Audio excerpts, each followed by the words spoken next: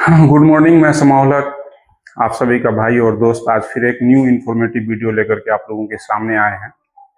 मैं सबसे पहले कहना चाहूँगा कि अगर आपको ये इन्फॉर्मेशन अच्छा लग रहा हो तो मेरे चैनल को सब्सक्राइब जरूर करें और इस तरह की इन्फॉर्मेटिव वीडियो जरूर देखें और अपने दोस्तों के साथ शेयर भी करें। आज का जो इन्फॉर्मेशन है वो है हमारे देश के सबसे हॉट टॉपिक पे है, वो है ईवीएम। आप हेडलाइन देख करके भी समझ गए होंगे कि मैं किस चीज पे बात कर रहा हूँ। ये है ईवीएम। ये हमारे देश का सबसे बदनाम चीज है अभी के टाइम में। ये सबसे बदनाम चीज है। आपको मैं बताऊंगा कि ये ईवीएम आया कहाँ से, शुरू कहाँ से हुआ, ये वर्क कैसे करता है और इसके अंदर घोटाला कैसे होते हैं। मेन पार्ट जो है इसके अंदर घोटाला कैसे होते हैं। इसलिए वीडियो थोड़ा लंबा ना हो जाए, इसलिए मैं इसे दो पार्ट में बनाया हूँ। आप अगर दोनों पार्ट देख लेंगे तो आपको ईवीएम वाला कॉन्सेप्ट पूरी तरह से क्लियर हो जाएगा कि ईवीएम काम कैसे करता है, ईवीएम आया कहाँ से, काम कैसे करता है और इसमें घोटाला कैसे होता है। मैं इस चीज को आज पूरी तरह से बताऊंगा।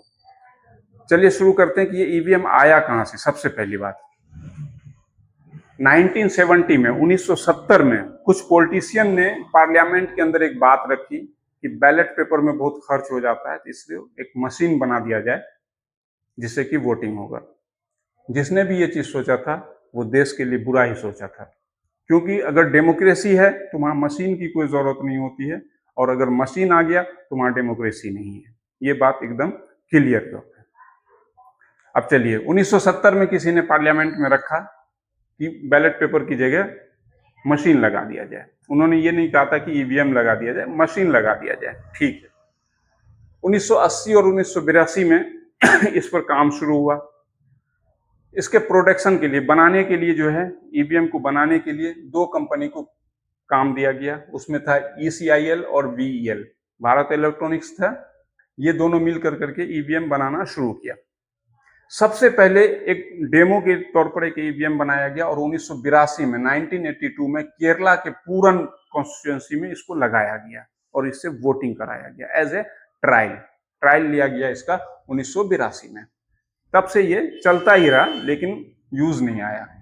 1989 में 1989 में इसको लीगल अप्रूवल मिला।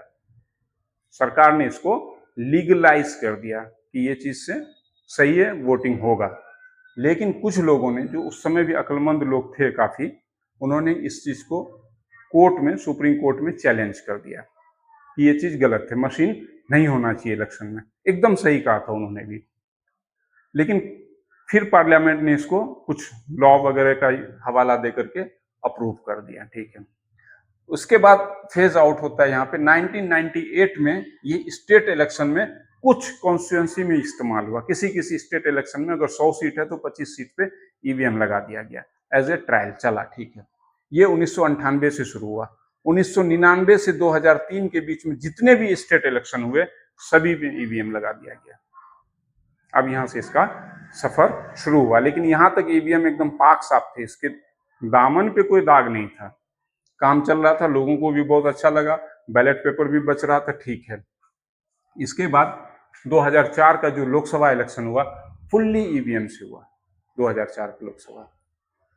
उसके बाद 2004 के बाद 2009 में फिर ईवीएम से इलेक्शन हुआ। ईवीएम की बदनामी यहां से शुरू हुई। 2009 में डॉक्टर मनमोहन सिंह और कांग्रेस की बहुत बड़ी जीत हुई।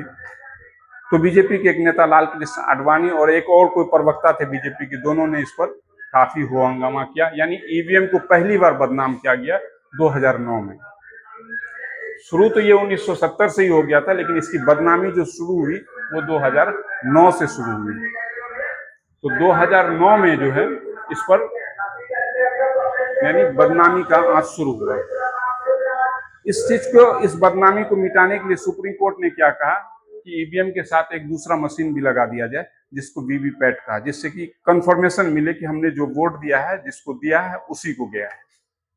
तो 2013 में जो है सुप्रीम कोर्ट ने कहा और एक वीवीपैट नाम का एक तीसरा मशीन लगा दिया गया। पहले ईवीएम बोले तो वहां भी दो मशीन है, एक बैलेट यूनिट है, एक कंट्रोल यूनिट है। मैं उस पर भी बात करूंगा इसके बाद। और उसके बाद 2019 में कंप्लीट वीवीपैट से जो है वीवीपैट कनेक्ट कर करके इलेक्शन कराया गया। बदनामी यहाँ 2009 से शुरू हुआ, जो कि लाल कृष्ण आडवाणी जी, जो बीजेपी के बड़े नेता थे, उन्होंने लगाया। लेकिन ईवीएम का सबसे बड़ा जो खेल शुरू हुआ वो 2017 से शुरू हुआ, और ये गुजरात इलेक्शन से 2017 से शुरू हुआ ईवीएम की बदनामी का खेल, जो कि जनता की एक्सपेक्टेशन से, यानी माहौल कुछ और था, जनता वोट कहीं और कर रही थी, जीत कोई और जा रहा था, वो खेल जो शुरू हुआ वो 2017 से शुरू हुआ। तो ये था ईवीएम की कहानी, कहाँ से आया, कौन बना रहा है, कैसे। आप कहते हैं कि ये काम कैसे करता है, आखिर इसके अंदर कोई खेला कर रहा है या इसका टेक्निकल व्यू क्या, ये काम कैसे कर रहा है, उस पर एक बार बात करते हैं, फिर इसके खेला पे बात करेंगे कि ये खेला कैसे करता है। देखिए, अभी के टाइम में ईवीएम में 3 यूनिट्स हैं। सबसे पहला इसका बैलेट यूनिट है,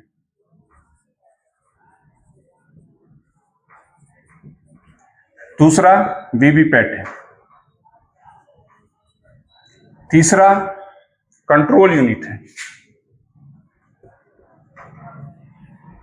कंट्रोल यूनिट है। यही कंट्रोल यूनिट खेला करता है।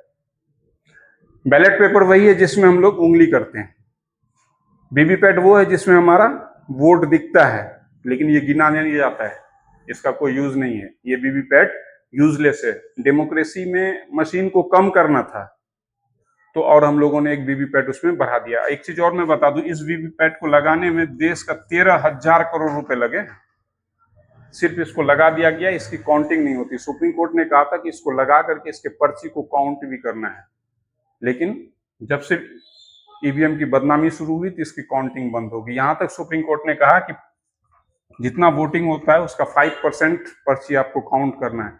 शायद ये भी नहीं होता है, क्योंकि अगर काउंट कर दिया जाएगा तो ये कंट्रोल यूनिट का जो है पूरा खेल ही बाहर आ जाएगा। ये कंट्रोल यूनिट है, इसको दूसरी भाषा में हम लोग कहते हैं छुई मुई। ये इलेक्शन कमीशन, जो इंडिया का इलेक्शन कमीशन है, उसका ये डार्लिंग है, इसको डार्लिंग बोलते हैं, इसको छू नहीं सकते।